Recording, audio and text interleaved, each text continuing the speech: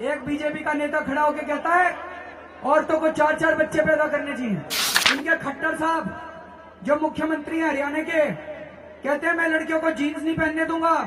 नमस्कार दोस्तों, मैं हूं संदीप बिश्नोई और आप देख रहे हैं मेरा शो जानोगे तभी तो मानोगे। दोस्तों, आज हम बात करने वाले हैं भारत की जो राजनीतिक पार्टियां हैं वो चुनावी मुद्दों के ऊपर बड़ी बड़ी घोषणाएं कर रही हैं, तो उनका अस्तित्व है क्या, तो उस मुद्दे पर बात करेंगे।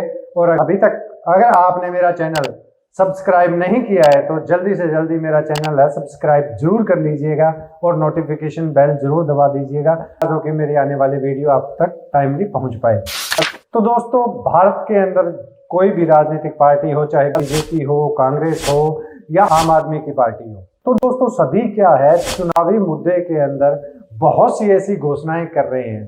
तो काफी घोषणाएं तो ऐसी हैं जो भारत के विकास के ऊपर मुद्दों को लेकर की जा रही है, लेकिन कुछ एक घोषणाएं ऐसी है जो सिर्फ और सिर्फ चुनाव जीतने के बहाने से वो जो योजनाएं हैं वो लोगों को बताई जा रही है। तो इसके अंदर सबसे बड़ी बात है राजनीतिक पार्टियों के द्वारा जो फ्री की योजनाएं हैं, फ्री का राशन है, फ्री में पैसे देने हैं या फ्री के अंदर तमाम तरह की जो सुविधाएं देने की बात की जा रही है, हम बात करेंगे आज उसके ऊपर। तो दोस्तों क्या है, एक बहुत पुरानी कहावत है भी अगर किसी को आप वैसे नहीं मार सकते तो आप उसको फ्री की आदत लगा दीजिएगा, वो अपने आप ही बर्बाद हो जाएगा, क्योंकि काम धाम वो करेगा नहीं और फ्री का बाद में उसे मिलेगा नहीं, तो अपने आप ही बर्बादी के कगार पे आ जाता है। तो ऐसा ही कुछ आजकल इन चुनावी जो लुभावने प्रलोभन है उनके द्वारा किया जा रहा है। इनका दूसरा नेता कहता है लड़कियों को मोबाइल फोन नहीं इस्तेमाल करना चाहिए। इनका तीसरा नेता कहता है लड़कियों को ज्यादा पढ़ाना नहीं चाहिए। इनका चौथा नेता कहता है लड़कियों को नौकरी नहीं करनी चाहिए। कहाँ ले जाएंगे ये बीजेपी वाले इस देश को? तो अभी मैंने देखा, मैं किसी एक पार्टी की विशेषकर एक पार्टी की बात नहीं कर रहा हूं, मैं सभी पार्टियों को ही सम्मिलित करके बात कर रहा हूं। मेरा किसी पर्टिकुलर पार्टी के साथ कोई वास्ता नहीं है। तो मेरे जो इस वीडियो का आप किसी एक पार्टी के संदर्भ में या किसी का हितैषी या किसी के खिलाफ वीडियो मत मानिएगा। तो दोस्तों इसमें क्या है, जैसे मैं सबसे ज्यादा बात करने वाला हूं जो फ्री के अंदर घर बैठे ही फ्री की योजनाएं जो दी जा रही है, पैसों की योजनाएं दी जा रही हैं उनके ऊपर। तो दोस्तों आप सभी को क्या लगता है ये सही है क्या? जो टैक्स पे कर रहे हैं, जो काम कर रहे हैं, टैक्स पे करते हैं, सैलरी में से टैक्स कटवाते हैं, जॉब करते हैं या अलग अलग अपने व्यवसाय कर रहे हैं, छोटे छोटे कितने अपने हिसाब से वो जो काम कर रहे हैं, तो उन्हीं के पैसों को अगर हम फ्री में बांट दिया जाए तो क्या ये उचित है? अब जैसे दिल्ली के अंदर एक योजना की बात चल रही है 2100 रुपए की, कि अगर दोबारा केजरीवाल सरकार दिल्ली के अंदर आ जाती है तो 2100 रुपए हर औरत को हर महीने मिलेंगे। तो अगर इस अकाउंट का कैलकुलेशन किया जाए तो ये हर महीने बहुत बड़ी रकम बन जाती है। तो क्या ये पॉसिबल है? क्या इसको कंटिन्यू करना जायज है? और अगर सरकार उनको दे भी देगी तो वो पैसे कहाँ से लेके आएगी? ये तो एक हाथ दे के और दूसरे हाथ से छीनने वाली बात नहीं हो जाएगी। कुछ चीजें महंगी हो जाएंगी या हम पे टैक्स बढ़ जाएगा, तो ऐसा चीजें नहीं होंगी। हमें वोटरों को आज भी ऐसे प्रलोभन दिए जाते हैं जिसके सामने हम नतमस्तक हो जाते हैं और उनसे सवाल जवाब नहीं करने की बजाय हम सिर्फ उन्हीं पार्टियों के पीछे बस तन मन धन से लग जाते हैं। तो दोस्तों आज के दौर में मेरा ये मानना है, आप शिक्षित हैं, किसी भी पार्टी के पीछे उसके उद्देश्य को लेकर आप वोट कीजिए, उसके एजेंडे को लेकर वोट कीजिए। अभी जो फ्री की योजनाएं चल रही हैं, ऐसी फ्री की योजनाएं अगर चलती रही तो काम कौन करेगा? काम कोई करेगा नहीं, तो फिर देश का क्या होगा? आजकल एक बड़ा चर्चित मुद्दा है बेरोजगारी को लेकर। देश में बेरोजगारी बहुत है जी, बेरोजगारी बहुत है।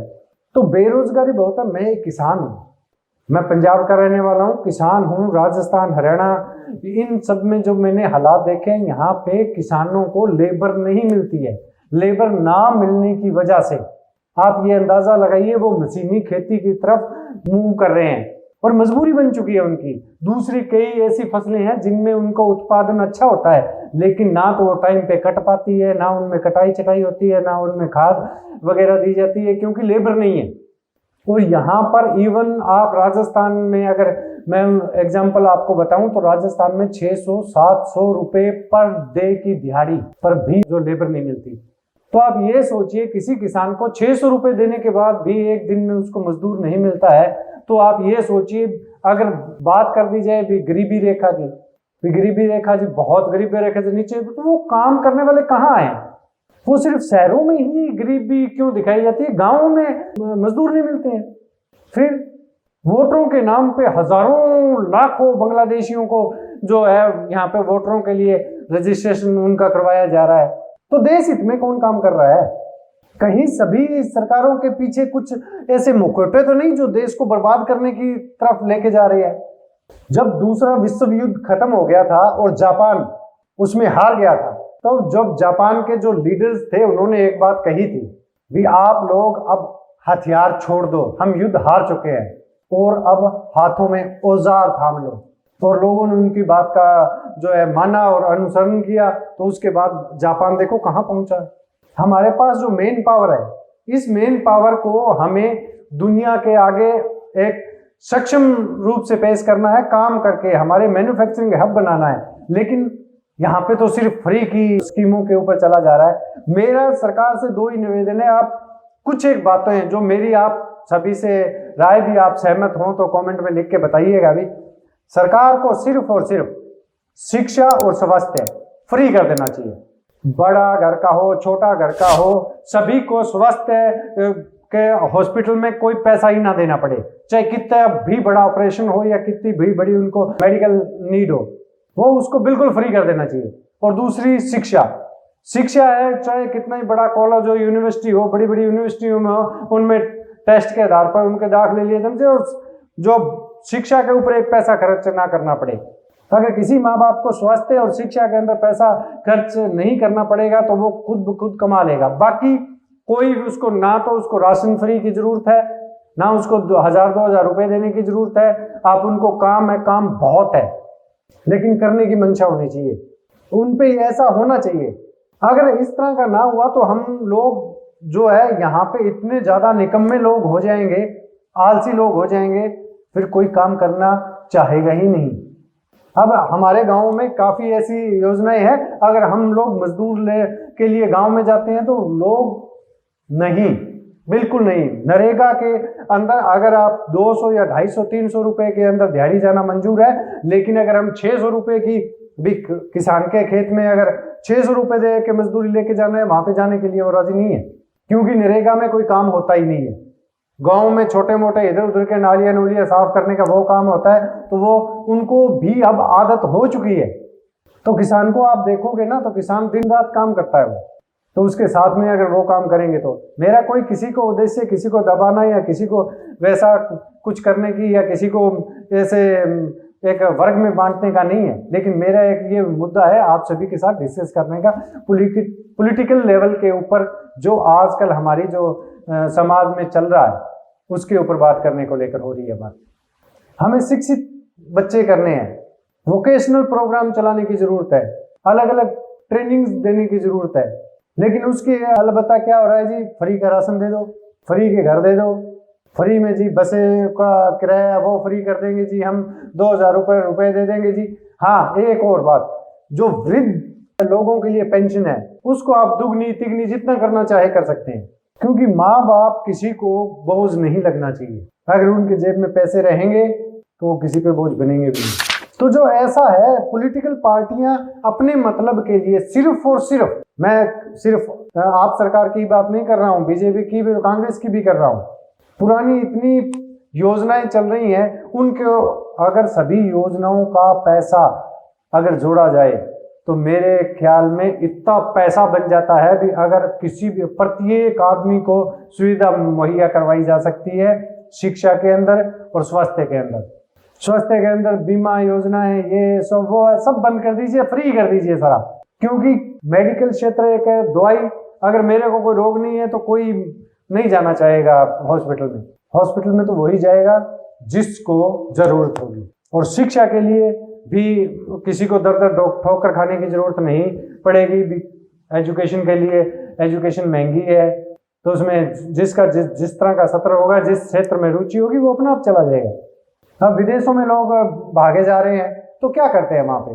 करते तो लेबर का ही काम है ना वहाँ पे, लेकिन लेबर अच्छी मिलती है तो वहाँ पे वो चले जाते हैं और कह देते हैं जी हमें वहाँ पे अच्छे पैसे मिल रहे हैं, लेकिन उससे पहले वो लाखों रुपए इन्वेस्ट करके जाते हैं।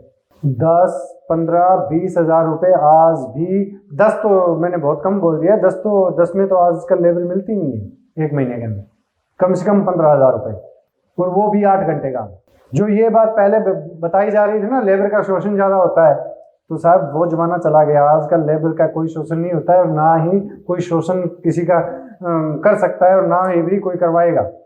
टाइम के हिसाब से वो लोग काम करते हैं और चले जाते हैं। तो फिर इस तरह की पार्टियों के भरोसे हम कब तक रहेंगे? ये हमारे टांग काट के और हमें सहानुभूति के नाम पे वैसाखी दे रहे हैं, ये आप ध्यान रखिएगा। सभी समाज के लोगों को से किसी एक वर्ग की बात नहीं है। ये पैसा कहाँ से लेके आएंगे? हमसे ही पैसा वसूलना है इन्होंने। हमारे रोजाना के जो खर्चे हैं, रोजाना का जो सामान हम लोग खरीदते हैं उनमें टैक्स बढ़ जाएगा और हम बस चंद लेडीज का बस में सफर मुफ्त हो गया जी। इस सरकार ने बढ़िया काम कर दिया जी, 2-2.5 हज़ार रुपये जो भी है ऐसी स्कीमें दे रहे हैं जी, ये सरकार बहुत बढ़िया है जी। ये सरकारें इस तरह का जो अपने विकास कार्यों को दरकिनार करके फ्री के लोभावने प्रलोभन देके हमें वोट हासिल करने की कोशिश कर रहे हैं ना, तो आप ये बात समझियो हमारे हितैषी तो वो कभी थे ही नहीं।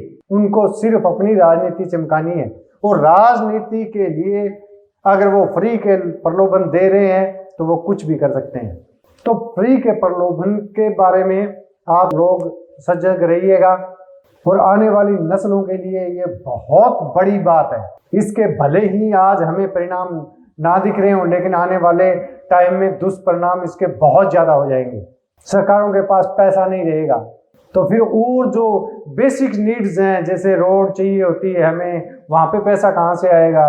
रोड नहीं बनेगी। बाकी और भी जैसे काफ़ी सारे स्वास्थ्य के लिए लिहाज से और शिक्षा के लिहाज से कॉलेज स्कूल ओपन कहाँ से होंगे? तो वो सारा विकास है जो रुक जाएगा, क्योंकि इन्होंने पैसा तो फ्री में बांट देना।